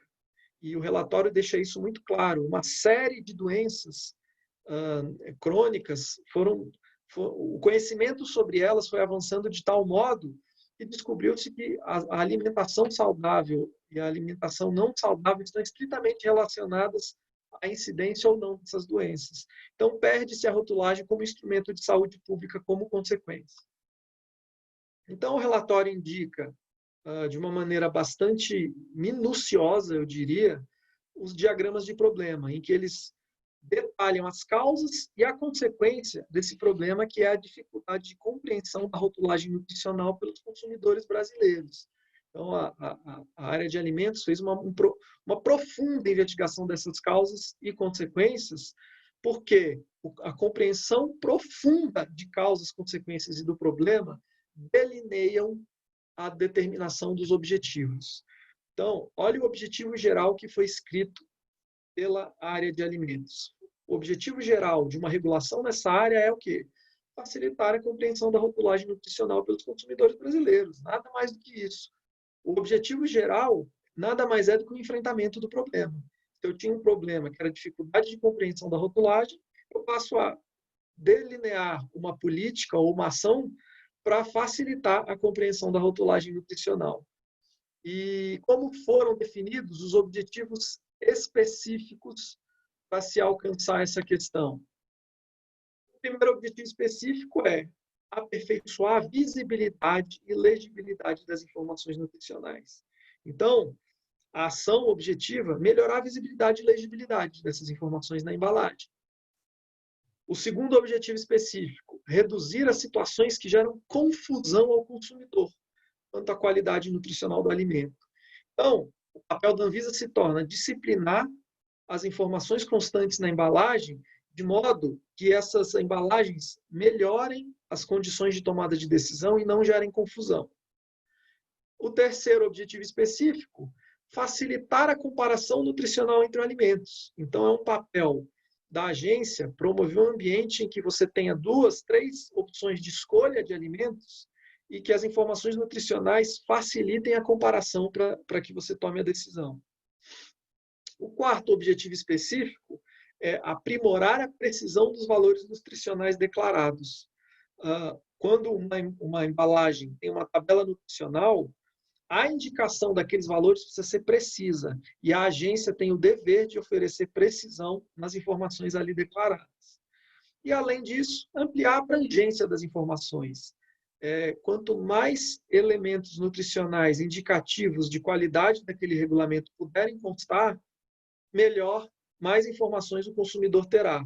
E é um papel da Anvisa ampliar e determinar quais são as informações nutricionais ideais para que um consumidor tome a decisão. E aí, como que essa análise foi feita em termos de alternativas regulatórias? O relatório de AIR mostra que eles seguiram à risca as recomendações que o professor Fernando Meneguin fez nos seus slides. Foram avaliadas, vamos dizer assim, os 3 tipos de alternativas regulatórias.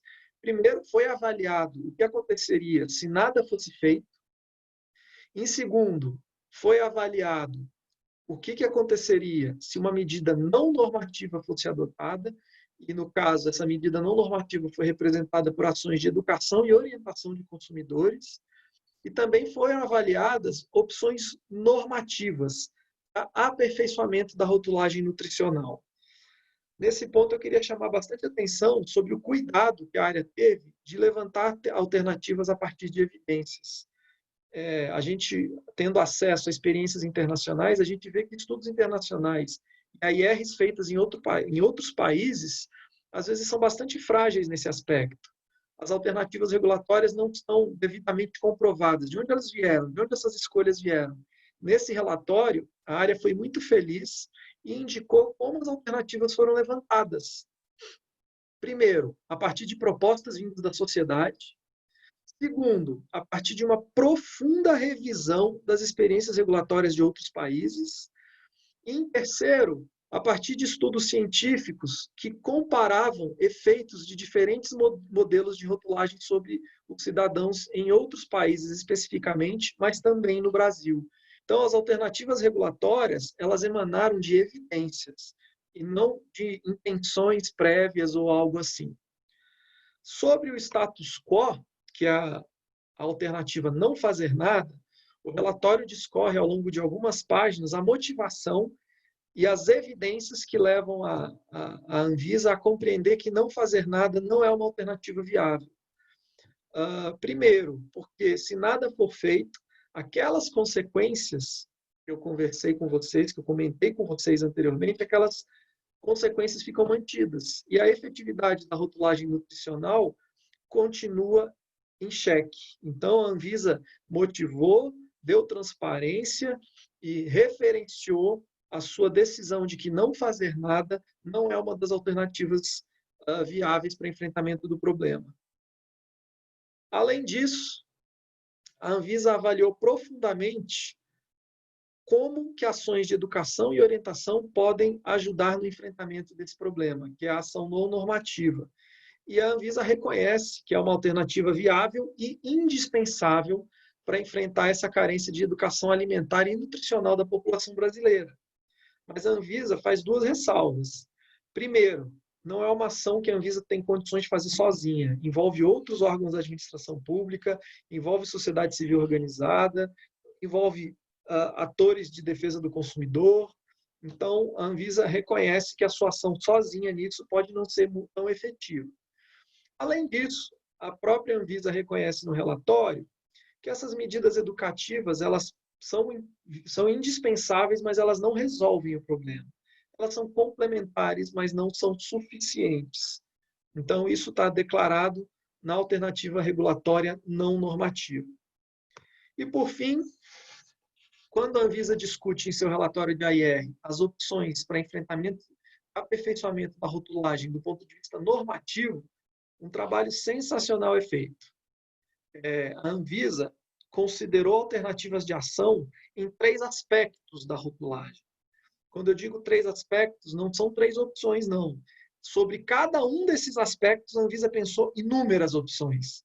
Então, uma embalagem de alimento, ela pode conter uma estratégia de rotulagem nutricional frontal, de tabela nutricional e de alegações nutricionais. O que a Anvisa fez? A Anvisa avaliou opções para cada um desses aspectos.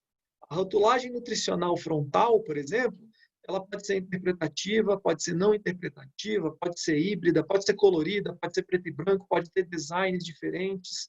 A Anvisa avaliou opções inúmeras para como disciplinar a rotulagem frontal. Além disso, a Anvisa disciplinou como pode ser uma tabela nutricional, qual é o tamanho ideal, qual é o design ideal, qual que são os componentes dessa tabela nutricional. E, por fim, a Anvisa também avaliou critérios para autorizar o uso de alegações nutricionais. As alegações nutricionais, elas quase sempre trazem aspectos positivos da embalagem, para incentivar o consumo. Mas essas alegações nutricionais às vezes geram confusão. Alguns termos são usados de uma maneira que não favorece uma escolha racional, e alguns termos acabam gerando confusão porque eles colidem com outras informações constantes na tabela nutricional ou na rotulagem frontal. Então, o que a Anvisa fez? A nossa regulação precisa disciplinar essas 3 questões constantes numa rotulagem. E isso foi feito. Para vocês terem ideia, para cada elemento desse, por exemplo, rotulagem nutricional frontal, a Anvisa avaliou opções. Essa rotulagem pode ser obrigatória ou não, e a Anvisa procurou evidências, e isso está refletido no relatório, as evidências utilizadas para mostrar que a obrigatoriedade gera melhores resultados do que uma norma em caráter voluntário. A Anvisa também avaliou os tipos de modelo. A Anvisa teve acesso e até chegou a financiar alguns estudos no Brasil para compreensão de design e tipos de modelo para essa rotulagem. Então, essa rotulagem ela pode ser não interpretativa, de modo que a informação constante é mais bruta, pode ser interpretativa, de modo que essa rotulagem indica cores, indica um juízo de valor para ajudar o consumidor. A Anvisa fez comparações desses modelos utilizando literatura científica muito robusta.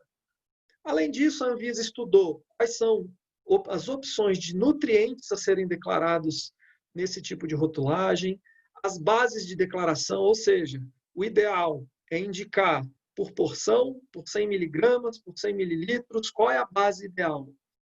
Além disso, estudou diferentes opções de perfil nutricional. Então, para alguma substância ser considerada alto teor, adota-se um perfil nutricional. A Anvisa avaliou alternativas de perfis nutricionais, além de que a Anvisa comparou possibilidades de excetuação de categorias e, como eu já disse, de design. E esse desenhozinho aqui é justamente o resultado de todas essas análises de opções. É essa rotulagem indicada na embalagem frontal.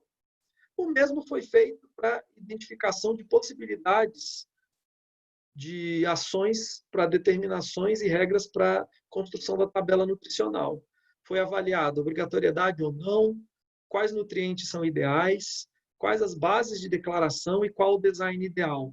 Foram avaliadas opções fundamentadas em literatura e com muita participação social sobre várias possibilidades de tabela nutricional.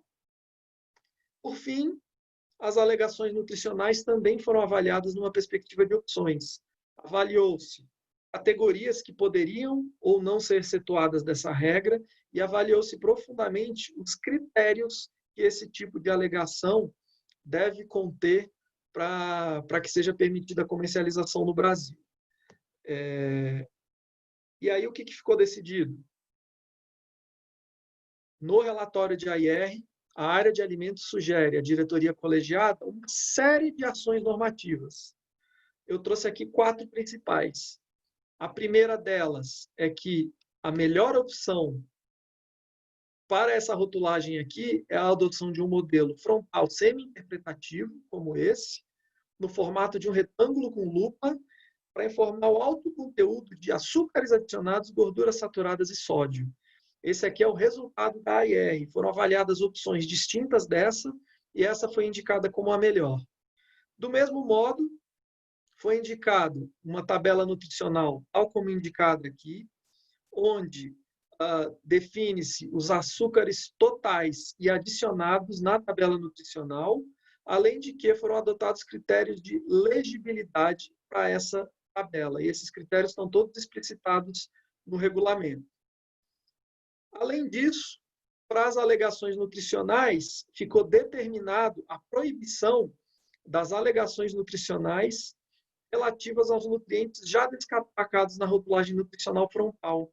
Então, só para dar a título de exemplo, se a rotulagem diz que esse alimento é alto em sódio, está proibida a veiculação de informações sobre sódio na alegação nutricional, de modo a não gerar essa confusão. Afinal, sódio nesse produto é alto teor ou ele é positivo? Então, além dessas decisões que eu trouxe, ações normativas, há algumas outras que o relatório dá bastante clareza sobre os caminhos propostos pela AIR.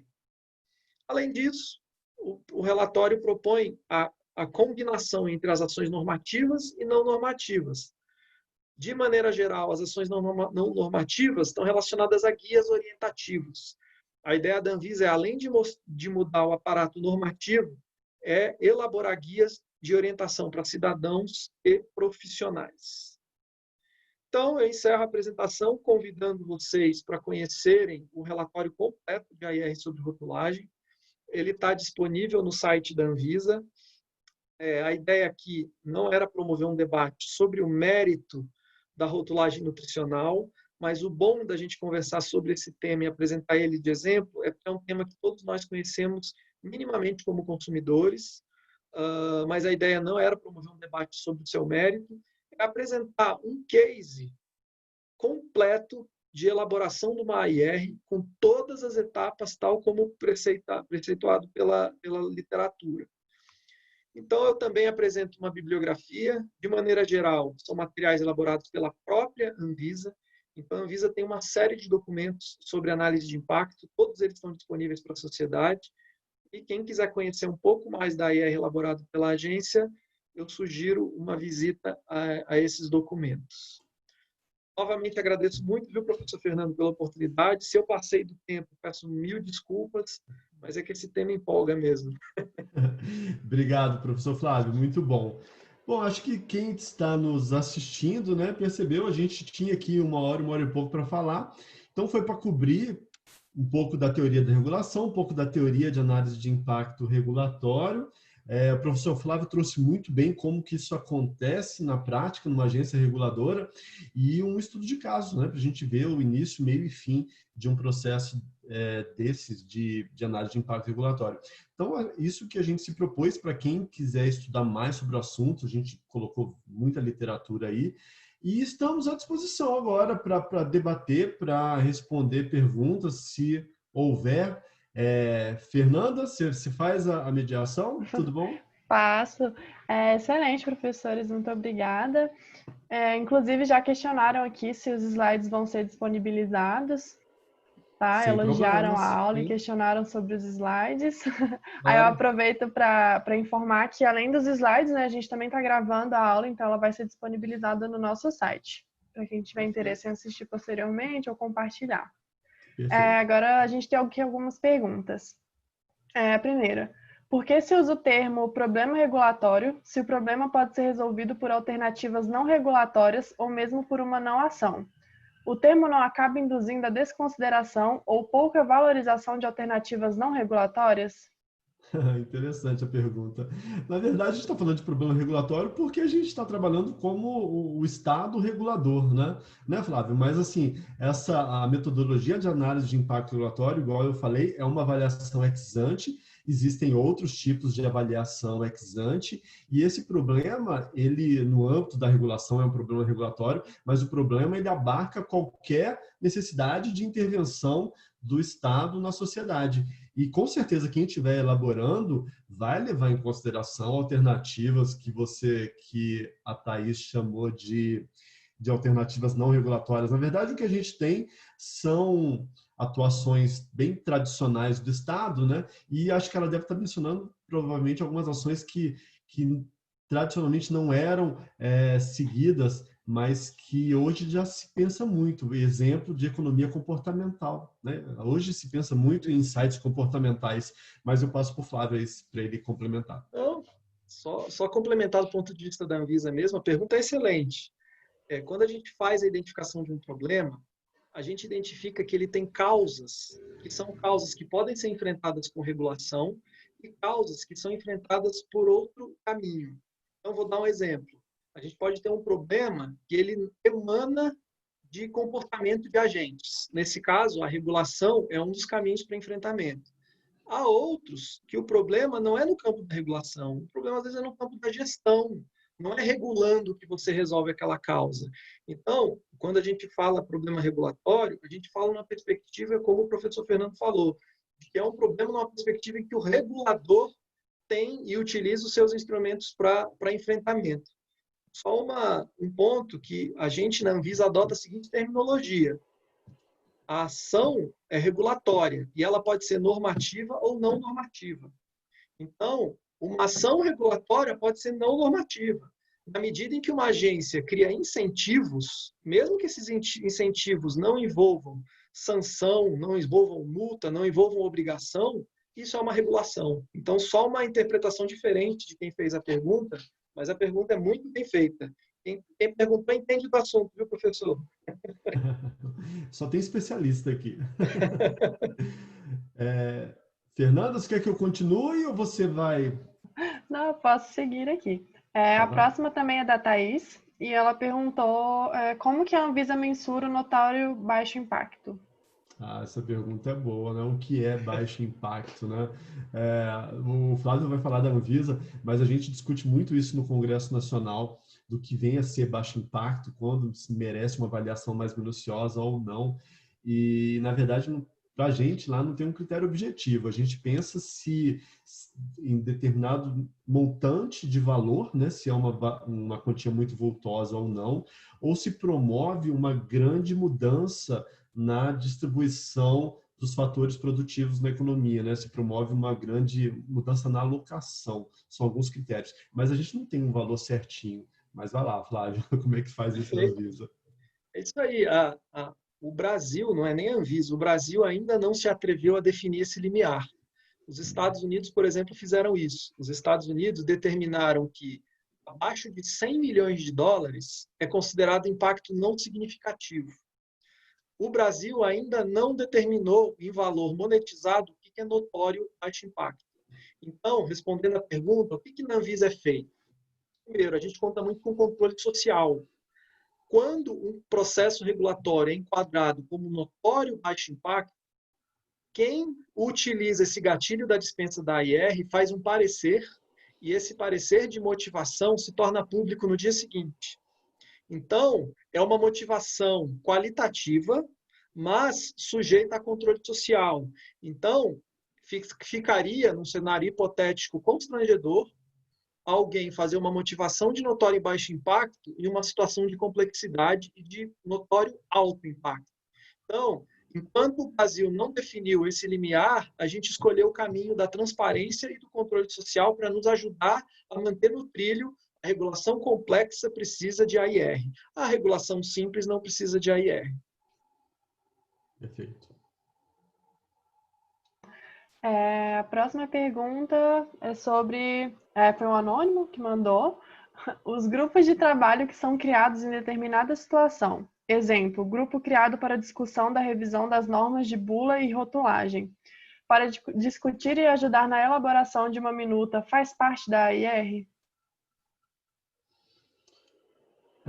Bom, não sei se o Flávio já quer começar, mas eu só queria chamar a atenção para uma coisa: equipes interdisciplinares. No caso da Anvisa, né, Flávio, você ainda tem um tema, uma área de atuação, mas ainda assim, né, tem vários assuntos a serem tratados. Então, acho que a gente ter equipes interdisciplinares ou várias áreas de atuação, eu presumo que no caso da Anvisa você tem atuação em determinado momento de médicos, de sanitaristas, de economistas, né? Então, assim, eu só gosto muito de frisar isso. Tem gente que acha que elaboração de norma é coisa de advogado.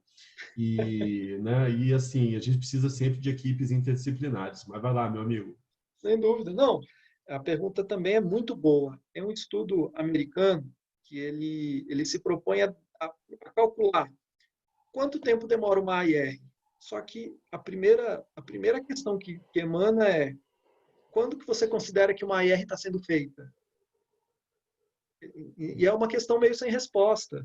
Por quê? Uma AIR ela é conduzida e ela é um processo de reflexões e conhecimentos e trocas e dados que são coletados de tal modo que a AIR não é feita quando você sentou para escrever o relatório. A IR é feita ao longo de uma série de processos e trocas de conhecimentos, dados, informações e reflexões. E o grupo de trabalho, nessa perspectiva, ele é parte integrante da IR. Ainda que ele não seja constituído para esse fim, ainda que não esteja no Diário Oficial, este grupo de trabalho foi constituído para subsidiar a IR. Ainda que não esteja escrito isso, o grupo de trabalho é para quê? É para juntar especialistas ou atores envolvidos com aquele processo regulatório para trocar dados, informações, impressões, opiniões e fazer uma construção lógica de algum aspecto regulatório. Então, a gente tem um entendimento de que um grupo de trabalho dessa natureza é sim a IR, ainda que isso não esteja explícito na sua construção. Ótimo. A Thaís também perguntou como é feita a consulta aos atores afetados nas diferentes etapas da AIR, como são compilados os seus resultados. Aí, Flávio, deixo para você dar a experiência prática aí, vai lá. Beleza. Então, a Anvisa, ela criou uma sistemática que ela é bastante evidenciada e está disponível no Google. Eu não trouxe para a apresentação, mas poderia ter trazido. Se chama Cardápio de Participação Social. O que é o cardápio? É a indicação de vários mecanismos participativos que podem ser usados para se consultar a sociedade. Então, em alguns momentos, a Anvisa precisa ouvir um especialista. Então, tem um canal para ouvir um especialista. Em outros momentos, a Anvisa precisa ouvir a sociedade inteira, opiniões mais leigas mesmo, opiniões mais gerais. Então, existe um canal para isso. Por exemplo, o grupo de trabalho citado na pergunta anterior é uma maneira de promover participação social. Você nomeia pessoas escolhidas para que elas componham a mesa de discussão daquela temática. A consulta pública já é uma outra sistemática. Você coloca uma minuta à disposição da sociedade, abre para quem quiser participar e nós coletamos essas contribuições. A segunda parte da pergunta é muito boa, é como coletar e como analisar tantas contribuições, né? A Anvisa, a gente lida com questões que geram bastante clamor junto à sociedade. Vou citar alguns exemplos: cannabis, agrotóxicos, a própria rotulagem sobre as quais a gente falou, são temas que normalmente geram intensa participação social. 10, 20, 30, 40 mil contribuições. Como que a gente faz a análise disso? Primeiro, com muito suor. Temos que admitir, com muito suor. A coleta e a análise dessas contribuições, elas levam muitas vezes o processo de AIR a ser até mais prolongado do que o convencional, porque não se analisa 40 mil informações em uma perspectiva de tempo curta. Por outro lado, a gente tem internalizado algumas ferramentas, e nós fizemos isso já em 3 processos regulatórios no ano de 2019, algumas ferramentas de análise qualitativa de argumentos. Então, é uma ferramenta que a gente trouxe da academia, ela utiliza mineração de textos e utiliza softwares estatísticos para análise de resultados de textos, para que elas nos ajudem na lapidação da compreensão desses argumentos. Então, de maneira geral, o que a gente faz?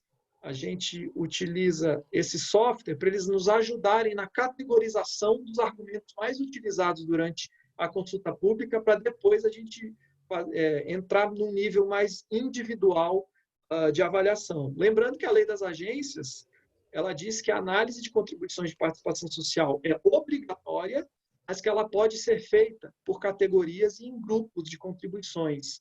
A lei não impôs para as agências reguladoras uma obrigação de responder cada indivíduo, mas sim de responder cada grupo de argumentos apresentados em momentos participativos. Então, esse software caiu como uma luva para a gente, que temos usado e temos tido muito sucesso na sua utilização. E só uma curiosidade, né, Flávio? Eu estava lembrando aqui que só na tomada pública de subsídios da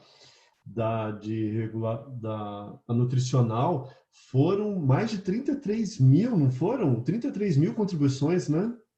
Foram. A gente teve quase 4 mil participantes, no sentido CPF ou CNPJ, e mais de 34 mil contribuições em termos de manifestação sobre algum aspecto. E esse foi um dos casos em que a gente lançou mão do uso do software. Então, o software nos ajudou dando exatamente o seguinte: ele faz a leitura das 34 mil contribuições e ele, por meio do software R estatístico e do Python de programação, ele pega aqueles argumentos todos e já faz um primeiro tratamento. De maneira geral, as pessoas disseram esses 5 grupos de argumentos representados pelas seguintes palavras. E ele agrupa isso num plano cartesiano que ajuda a gente também a entender quais opiniões dentro daquele grupo são antagônicas, quais opiniões são consensuais. Isso nos ajudou muito na análise e na celeridade da resposta da sociedade. Bacana, interessante. Fernanda? Cada área da Anvisa faz as suas análises de impacto regulatório? É feito algum treinamento? Isso já são as pessoas preocupadas em como implementar nos seus órgãos o processo de elaboração da IA. Vai lá, Flávio, por favor. Então, lá na Anvisa, a gente escolheu um modelo que ele é um pouco distinto do modelo que outras agências escolheram, né? A gente tem uma área transversal às áreas finalísticas, e eu trabalho nessa área, em que a gente presta apoio metodológico e operacional para que as áreas façam a AIR. A gente escolheu esse modelo. Então, nós temos uma gerência de análise de impacto regulatório que a gente pode chamar de uma área de consultoria às áreas finalísticas. Então, eles nos procuram, a gente se insere no processo regulatório e os apoia do começo ao fim da AIR. Esse modelo é o que a Anvisa adotou, mas outros órgãos da administração adotaram um modelo em que cada área passa a ter os seus especialistas em AIR, para que aqueles especialistas em AIR dentro da área vivenciem aquele setor, aquela temática e ajudem na construção da análise. Então, esse é o modelo que a gente adotou. Sobre capacitação, a gente tem um plano de capacitação contínuo no tema. A gente trabalha da seguinte maneira: nós que somos da consultoria em AIR, a gente tem que estar nessa fronteira de conhecimento e compartilhando com colegas da área. Mas a gente precisa de apoio externo. Inclusive, o professor Fernando Meneguin é um dos especialistas, talvez o grande nome da administração pública federal no tema, e ele ajuda os órgãos da administração na medida que a agenda permite e que haja viabilidade para isso. Eu já contei muito com o apoio dele e com o seu material elaborado. Então, não se restringam, se for um órgão da administração que esteja perguntando, não se restringam ao conhecimento que ali dentro está sendo construído. É sempre importante vir alguém de fora, com um racional diferente, com experiência acadêmica diferente, uma experiência prática diferente de fora, para que a gente não vivencie sempre as mesmas experiências, os mesmos conceitos e acabe repetindo erros eternamente. Então, acho que esse é o caminho. Só aqui frisar, né, o Flávio falou de treinamento, as escolas de governo vêm oferecendo treinamentos constantes na área de análise de impacto regulatório, tanto no executivo quanto no legislativo, né? No caso do executivo, a gente tem a ENAP está com ofertas de turmas constantemente.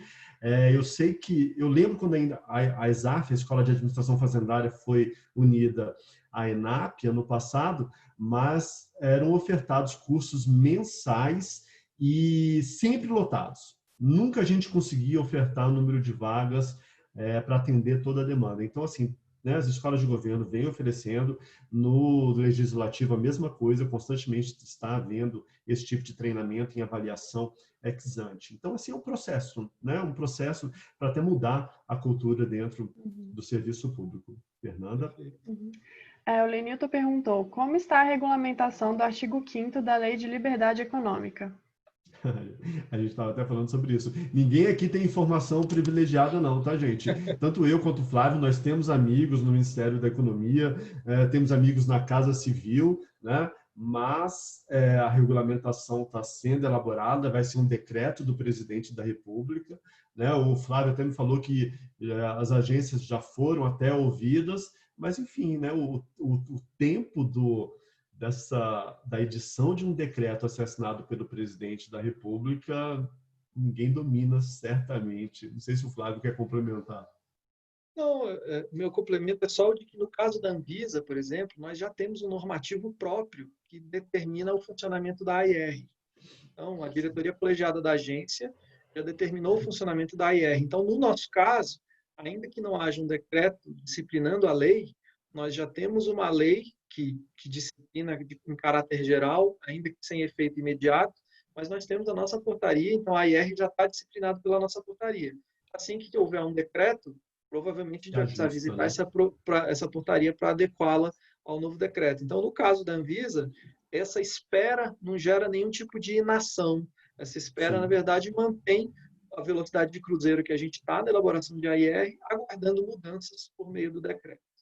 Eu acho que o decreto vai surtir muito efeito para a administração direta, né, para os ministérios, principalmente os ministérios que não trabalhavam com regulação econômica, porque eles vão ter que fazer também agora uma análise de impacto regulatório, e até então ninguém pensava nessa possibilidade, né, nos ministérios sociais, saúde, educação, enfim, todos os ministérios vão ter que se ajustar a isso, e acho que aí a regulamentação vai ser bastante propícia, né? Perfeito. O Renato perguntou, a questão da captura já está bem madura, tratada na Anvisa no âmbito da AIR? Nas outras agências, a AIR é bastante utilizada? Eu sei que a ANEEL, por exemplo, né, tem alguns amigos lá, a ANEEL trabalha muito, acho que a Anvisa está bem na vanguarda, mas tem algumas agências, eu sei que a ANEEL fez várias análises de impacto regulatório, né, Flávio? Sim. Houve um estudo, eu recomendo que vocês leiam, houve um estudo que a UERJ, Universidade do Estado do Rio de Janeiro, soltou, sobre a liderança do professor José Vicente, com a pesquisadora Michele Hopperin. Eles fizeram um panorama atual, e é de janeiro de 2020 agora, sobre o panorama atual de execução de AIR nas agências brasileiras federais. Então, eu sugiro que vocês visitem esse estudo, quem tiver essa curiosidade. E, assim, algumas coisas indicadas ali dão bastante protagonismo à Anvisa. As outras agências também fazem a execução de AIR numa qualidade muito alta, mas esse relatório, que é da Universidade do Estado do Rio de Janeiro, a gente ficou muito feliz com o resultado dele. Ele dá bastante protagonismo à Anvisa na sua condução de AIR. Mas eu sugiro que visitem esse estudo. E a outra pergunta era... Sobre a captura, Flávio. Como que é o caso da captura na Anvisa? Tá. Bom, a teoria da captura, ou melhor, não vou nem falar em teoria para não complicar muito a conversa, né? Mas, assim, a captura, me parece que o instrumento da análise de impacto regulatório é um instrumento justamente para dar clareza e evitar esse tipo de captura no sentido perverso. O que a AIR faz? A AIR traz para a mesa os elementos de evidência, participação social e motivação e racionalidade para o processo de tomada de decisão. Então, na minha avaliação, a AIR é justamente um contraponto ao movimento perverso da captura, em que interesses externos tomam conta da estrutura regulatória em favor de si. Então, a AIR é um instrumento de enfrentamento desse tipo de movimento quando perverso. Entendi. A próxima pergunta é do Guilherme. Ele perguntou se a elaboração de ARR passou a ser uma etapa obrigatória na jornada regulatória da Anvisa. Caso não, como é decidido quais os casos que terão a ARR? Legal. Gente, só para quem não tá acostumado com a nomenclatura, a ARR é análise de resultado regulatório, e aí já é uma avaliação ex post, tá? Nesse caso, a norma já está valendo, e aí você já quer aferir, de alguma maneira, o resultado daquela norma que já entrou em vigência, né? Mas o Flávio fala como é que está isso aí na Anvisa. A análise de resultado regulatório, não só na Anvisa, mas isso está escrito nos próprios documentos da OCDE, é a perspectiva da avaliação regulatória que ainda está mais incipiente. Os países do mundo, citando, por exemplo, os próprios Estados Unidos e Reino Unido, que são referências e puxam essa discussão no mundo inteiro, eles mesmos ainda estão com uma discussão ainda incipiente de avaliação do resultado regulatório, que é a IR ex post. A Anvisa ainda não disciplinou a obrigatoriedade da ARR, mas a Anvisa já faz uma série de medidas que se destinam a aperfeiçoamento do seu estoque regulatório. Então, por exemplo, a Anvisa tem uma tratativa de guilhotina, que a Anvisa identifica normas que têm o seu efeito já não mais útil, ou seja, normas que estão obsoletas, e ela tira do seu aparato regulatório de modo a não criar custos. Então, já é uma medida ex post, válida para normas vigentes que não têm mais o seu objetivo necessário de ser alcançado, e que a Anvisa faz esse tipo de iniciativa para simplificar o seu estoque regulatório. Do mesmo modo, a Anvisa faz iniciativas de compreensão junto aos afetados de normas que precisam ser simplificadas, para que a gente receba esse rol de normas que estão incomodando a sociedade e a gente as revisite para promover simplificação. Enquanto isso, a Anvisa está construindo o seu guia de análise de resultado regulatório, para que isso seja feito no curto prazo ainda. Tá? A Karina, ela agradeceu, né, os professores pela excelente aula. E a Thaís, ela perguntou qual o número da portaria da Anvisa que disciplina a IR na Anvisa. É a portaria 1741 de 2018. Ok. Então é isso. Foram só essas perguntas até o momento. Mais alguém gostaria de fazer alguma outra pergunta? Bom, enquanto o pessoal pensa aí, eu queria muito agradecer a presença de todos, agradecer ao professor Flávio, que engrandeceu demais aqui o evento do IDP. Foi muito bom aqui esse debate, muito bom a gente parar para sempre estar pensando em novas ideias sobre o assunto. Eu que agradeço o espaço, agradeço ao IDP pela oportunidade, o professor Fernando pelo convite. Sem medo de redundar, realmente é a oportunidade de participar de uma aula ao lado de um professor que é referência mesmo, que escreve, o que fala. Para a Anvisa é uma grande referência e é uma honra para mim. E repito, assim, a análise de impacto regulatório, para quem milita nessa área, né, professor, já há alguns anos, ela está vivendo alguns anos de ouro. Assim, o esforço está valendo a pena. Quem pesquisou ou atuou no tema está vendo, de fato, a análise de impacto acontecendo. Então, é um fator motivador essa temática ser trazida pelo IDP. Parabenizo pelo espaço, pela organização e, de novo, agradeço muito a oportunidade. Maravilha. Fernanda, se não tiver mais nada, a gente passa para você aí para fazer o fechamento. Obrigadão. Então, acho que foram só essas perguntas mesmo. Eu reitero, né, os agradecimentos que eu fiz no início. Muito obrigada pela participação dos dois professores excelentes por essa aula, né, como os próprios participantes ali falaram que foi muito boa, foi muito clara, tá? Muito obrigada. Já quero deixar aqui o tema para a próxima aula, né, que vai ocorrer na próxima quinta-feira, dia 4 de junho, às 8 horas da noite. Vai ser ministrada pelo professor Alexandre Gomide, e o tema é Capacidades Estatais e Arranjos Institucionais de Políticas Públicas. Né? Então, todos vocês estão convidados a participar novamente do nosso evento. E também informo que a gente está com um processo seletivo aberto para os mestrados em Administração Pública e Economia, né, em que o nosso professor Fernando, ele inclusive dá aula. Então, quem gostou muito dessa aula e quiser ver um pouco mais, as inscrições estão abertas. É isso, obrigada a todos vocês pela participação. Isso aí, obrigado então, gente. Boa Obrigado. noite, Flávio, boa noite a todos. Obrigado a todos. Tchau, tchau. Boa noite, tchau.